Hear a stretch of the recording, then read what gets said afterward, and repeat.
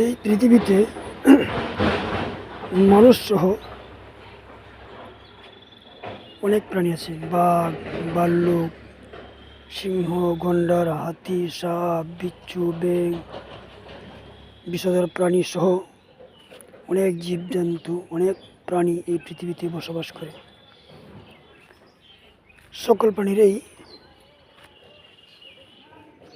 চলার একটা গতি রয়েছে, একটা দৃষ্টি রয়েছে।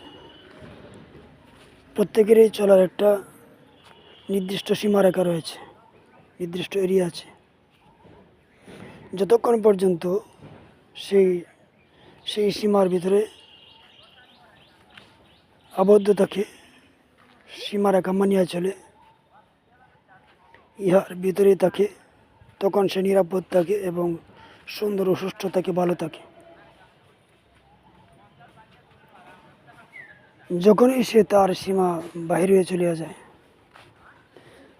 যখনই সে তার সীমারেখা ছাড়িয়া চলিয়া যায়, তখনই বিপন্ন হয়, বিপদগ্রস্ত হয়, বিপদে পতিত হয়, বিপদে পড়িয়া যায়।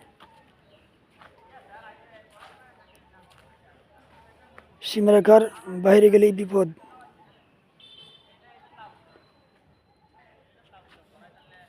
মানুষ যখন তার অবাধ্যতার সীমা ছাড়িয়ে যায়, তার মানবতার সীমারেখা পাড়িয়ে যায়, মানুষ অবাধ্য হয়ে যায়, নাফরমান হয়ে যায়, তখনই মানুষ বিপদগ্রস্ত হয়।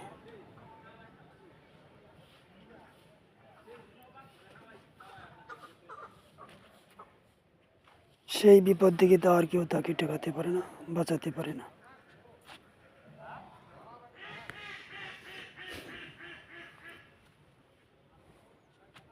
কাজেই সকলকে নিজ নিজ সীমানায়, নিজ নিজ সীমারেখায় আবদ্ধ থাকাই শ্রেষ্ঠ এবং ভালো।